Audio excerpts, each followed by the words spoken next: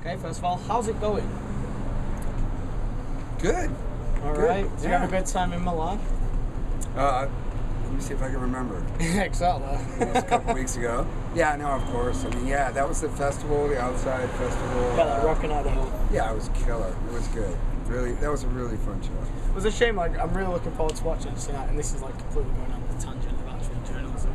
But I lost my wallet during your set, and I got really bummed out about it, and I didn't really enjoy the rest of the set because I kept thinking about the wallet. But I got it back. So Yeah, that's never fun. tonight, I'm gonna really, really enjoy it. That's good. Yeah. I'll be at the front, maybe with my cock out, maybe not that much, but hey, it's pop punk. Just do whatever you feel like you gotta do, you know? What's interesting though is, and this is basically the main thing I wanted to talk about, you haven't actually released any new material since 2008, and that was an EP. Before that was 2005, which was the album. And last year you re-released, should I say, a collection. Yeah. And none of it was new material, but there was twice as many songs. There were quite a few. There was some stuff that was just comp stuff that was out of print on that. Yeah. But there's quite a few songs on that that had never been released. Yeah. Yeah. But I know it doesn't count. It's not new music. Well, But essentially the question is... we are touring in support of that box set in some regard. But then again, we've toured so many times without a new release. Yeah. It's a kind of funny thing, you know. I think that comes from some traditional thing, you know, that they maybe back in the old days, like, it was really important. When you made a new record, then you would tour, and there was all this kind of corresponding press and all this stuff. Yeah. And the truth is, it's not really necessary, is it? It really doesn't matter. I don't think it never really mattered that much in our world, but in particular, as long as you don't over tour. Yeah, generally the fans will just be like, fuck, they're playing. Yeah. Who cares? And we're, this is a fun kind of tour for us this whole year because we're only playing songs off the first 5 records. Yeah. And so there's some pleasure in it for us. Nope, that's not the first 5 are Trash, Toss, Double Platinum, and Let's Talk About Feelings. All right. So those records that were in the box set. And it's fun for us because, it's just basically, it makes it a lot easier to make a set list. Yeah. Fucking breaks down. What I wanted to ask was, are you writing any new material, or are you just essentially a touring band, for want of a better phrase? That sounds like really... We are becoming... patronizing in a way. It's dangerously close. No, it's okay. It's all right, man. Yeah. I'll be the one to patronize us for this, because it's true. We're dangerously close to what you might call a touring band. Yeah. Like classic. Kiss. We just play our old, But the honest truth is that there is some reality there. I mean, people want to hear old songs when you play live. Yeah. There was a point in music, not that long ago, maybe even just 10, 12 years ago, if you made a new record, in general, when you played that new record live, they didn't really care that first year. But there's this interesting phenomenon that you play it on the tour that you were supporting the album for, and you would basically apologize. Okay, now we're going to play some new songs. We're real sorry. And people would be like, I'm going to take a piss, or, go get more pissed, or whatever, And, there's nerds that really care about your band, like the way I feel about bands that I like, and they want to hear the new stuff. But, for the most part, people are that way. But what was interesting is in those days, not that long ago, then you would come back for the next record a couple of years later, and people would just be dying to hear songs from that former record that you were supporting, and that all of a sudden would be a part of your repertoire that they were really into and knew really well.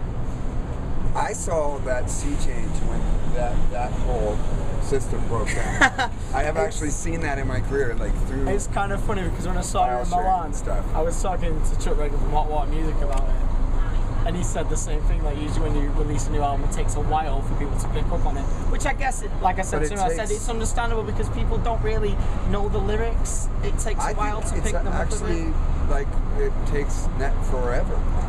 I think at some point when you're a band like us, and you've been a band as long as we are, we have so much new music. If we make a new record, I'm not sure it's ever really going to resonate with the people that really like our bands. doing what you've done for so long. Yeah, and I think they're gonna have. There's two things that stand against us: the oversaturation of the music world. Way more than two things. The fact that we're old timer, blah blah band, you know, and it's difficult to find records even when we put that EP out back in 2008. Yeah. I mean, a lot of people didn't know about it. We were running into same with Resolve, the 2005 record. Yeah. We would tour all over, and that's where the title comes from. I mean, we had two titles, working titles for the EP. One of them was, I think, my older brother used to listen to Lagwagon, and the other one was like, I remember you guys. You made that record called Hoss. You know, or what, you know, you could insert any of the first 5 records. I'm very glad you said that, because basically this entire interview is based around that. The next point is like 90s pop punk music. You guys were like the fucking don of that, essentially. Arguably, not essentially, but do you think to an extent you've kind of become a nostalgia band? I mean, personally, that's not my opinion. No, I think definitely we have, and I think that's a natural progression, a normal thing, and you know, nobody wants to say that, but yeah, it sounds horrible, doesn't it? But you know, the truth is why is that horrible? You know, the way I've always looked at this. I mean, from the beginning, we made our first record. I was amazed. I remember when I was holding a CD in my hand, going, "This is mine." Yeah. And then I've done that with every single record that I've ever made, with whatever band I've been in.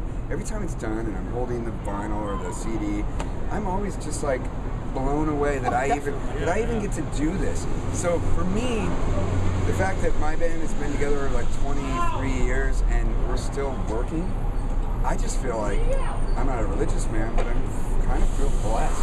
Oh yeah, definitely. I feel very fortunate, and I think that a lot of people that they forget about that. They lose sight of that, and you can't. So hey, if we had enough impact on people to be a nostalgic band, lucky me. Bravo, lucky me. You know? Which is actually, I'm gonna bring out the old book here because I don't want to ruin this quote. On your website it says, "You're a band that plays for the love of music and the fans." Well, I didn't say that. No. Obviously, you didn't say that. No, someone else has written that. Oh, but, okay. There's a Blink-182 quote on one of the many DVDs they've done, and it's like, if you go out there and you love what you do, the fans will pick up on it and they'll love it too. And there's definitely that element to it. I've said that a million times. It's absolutely a fact. At least, you know, in my experience, it's led me to believe that if that's a, you know, we can write a novel about this, but basically it's the question of integrity and conviction and enjoyment. Those things, when people see that happening, it comes across, and I think it rings truer, and I think it makes people enjoy it more. But this is exactly why we don't make records that often. I mean, my philosophy, my whole feeling about making a new record is that every time you make a new record, you have to kind of have this epiphany where you discover what the identity of your band is. Yeah. Every record you make, as a songwriter especially, there's sort of an identity. And it literally, with me, it happens, we'll be on tour or somewhere, and I'll wake up one day and I go, I know what Lagwagon's supposed to do. And then I'll start writing. And it just kind of happens really fast. Yeah. And a lot of times, unfortunately, that is spurred by some death of a friend of mine or something, and then you just have no choice. You're overly inspired. The album Resolve was that way. Yeah. And you know, that's never good. But it's that kind of thing, and I think that I don't think that Lagwagon's done anything ever that we didn't, you know, that feeling wasn't there for me as a songwriter, but also as for the band. You know, my band would love it if I wrote more songs for Lagwagon like 5 years ago. I mean, they're not. It's no secret in our band that every once in a while they look at me and go, "So, guy, can we make another record?" You know, same old. Like, what's going on? Yeah, like they're ready, but they get it. And I think if you don't rush things, you know, it's better.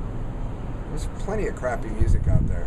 As soon as you start calculating, you know. There was actually like a thing I wanted to touch very briefly, but new pop punk, now this 90s pop punk, this seems to be this like reinvention of pop punk, and it's like pop punk with like hardcore breakdowns in. And to me, that's just like fucking disgusting. I don't know. That's just horrible for me. I don't have any, feelings about these sort of kind of rules anymore, because I feel like for me, at my age, they were so convoluted even in the 90s in the scene that I was in. There was so much rule breaking and lack of playing by the book. The books that were written by the 80s and the 70s bands that I grew up on, that I was pretty early on decidedly going to just do whatever the fuck I wanted to do when I wrote a song. And I kind of feel like the bands that I love the most are just that way. But I think what you're talking about is a little different. And this is why. I think there are people that are inspired by music, and they, someone that's maybe, say, in the 20s now, they might have grown up listening to a band like NoFX, and at the same time, Green Day, and then at the same time, maybe they liked Hatebreed or something. Yeah. I don't know. There was definitely, when I was younger, there was definitely that kind of like mix match. Yeah, there was hardcore bands, Sick of It All, and all those bands. So no one essentially liked just punk. It was like punk and metal, or etc. etc. Yeah, here comes my buddy Sam. And so imagine that you're just, Black Flag t-shirt. Yeah, I think it's actually a small fish and chips, or ours full of chips, or whatever.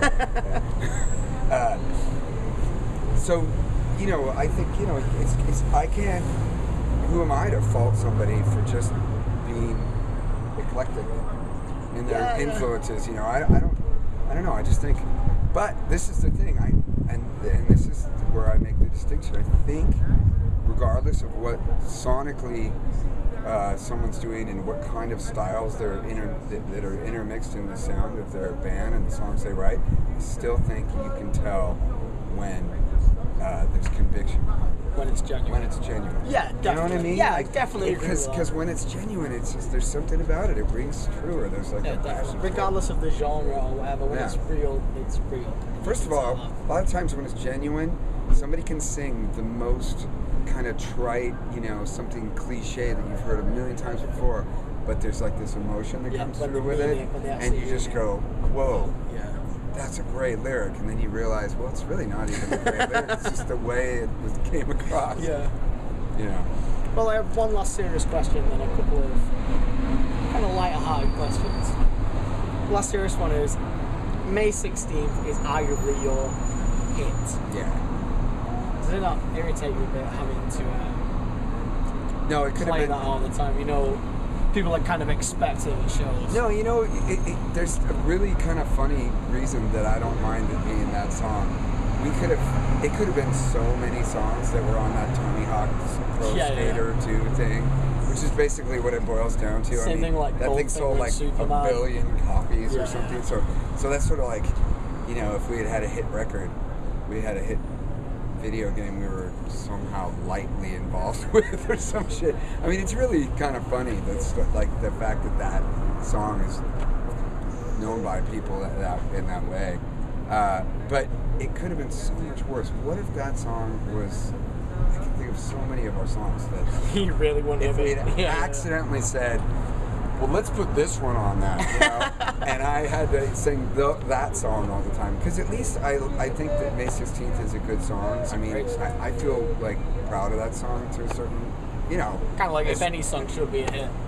As much as I can possibly feel pride in anything I do. I mean, I'm usually pretty indifferent, but I kind of like that song. And then the other thing about it is that this is going to sound kind of weird, but that song's really easy for me to sing. It's just it's right in my register. Every night when we play it, I'm always like, it just feels good. It's one of the easiest songs in the set. It's like taking a nice shit. Yeah. So fuck it. If I got to sing that song every night, great. I wish they were all like that. It's like a nice shit. It's like a very relaxing shit. That doesn't smell. Nothing spiky about it. It's like a nice shit that smells like roses. It's like farting a ghost. Yeah. Right, anyway, fucking hell. The two joke questions. Not necessarily a joke question, actually, the first one. The first one's just a personal interest one. Do you know the song E Dagger? Sure. Is that written about the guy from the Eels? It starts with Come On E. and No. Mike, was it Michael Everett? Before I knew he was E, and I am a fan of E, that guy. Yeah. Before I It's knew not that, Michael, is we it? called our friend Erin E. Right. She was married to Fat Mike, Oh. Mike's wife, Erin, ex-wife, I think. I don't know if they're divorced, but anyway, they're not together anymore. But back then, Mark, not Mike. Mark Everett. what's that? The guy from the Eels is Mark Everett. Yeah, no, I'm saying Mike Burkett, Fat Mike. Yeah. I'm saying his wife is a woman named Erin, and I always called her E, and everybody called her E. And I wrote that song because when the Gimme Gimmes first started doing tours, we were getting pretty, we were doing stuff, Alright. bad things. Yeah. And she We've would all been say, there. and she would, I remember the night that I wrote that song, we were all frying and on ecstasy and all kinds of drugs. We were in the band, it was bad stuff like that. I'm not totally proud of, but hey, it was fun. And she said, she literally was saying things like that, like, I don't want my husband to die. Like, what the fuck, you guys gotta stop. Like, because it was just day after day after day. And I had a guitar, and I just started playing that song. Try to go, and so the song was written high as a fucking kite in response to her worries. And that's that. Well, the last question. Christian Flip, who now plays guitar for the Foo Fighters. Yeah. I got told 2 words. Chili shit. I don't know what that means. Apparently he got a lot of chili and like shit himself really badly. While on tour with you. With me? Yeah, with Lagwagon. Well, he's been on tour twice with Lagwagon. Once was in Brazil. Once he came and did one show in Canada with us. That's it. But it had to have been South America. No, I don't know. This was I don't know an anything outside about question. I have no. that tour. I remember both of us came home with. I got scabies and he got some kind of weird disease. He had like all these big giant black splotches all over him for months and months, and the doctors couldn't figure out what it was, and then it went away. I think they found from it. Yeah, I mean, well, it could be Life. some of these places could be nasty, but I know that. I don't know what the chili thing is, but hey, if you are in a band Someone long told me. enough, if you're in a band long enough and you haven't shit your pants on stage, you're doing something wrong. Because I've done it like 10 times. I mean, it happens. What about tonight? It won't happen tonight. I feel great.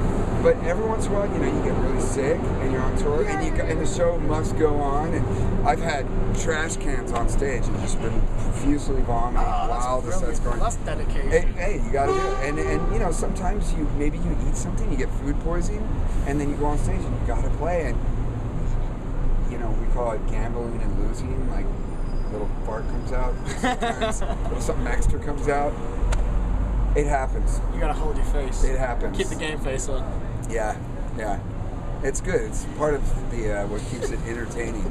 I haven't done that in a long time though. Well, Fortunately for me. Fingers crossed. Yeah.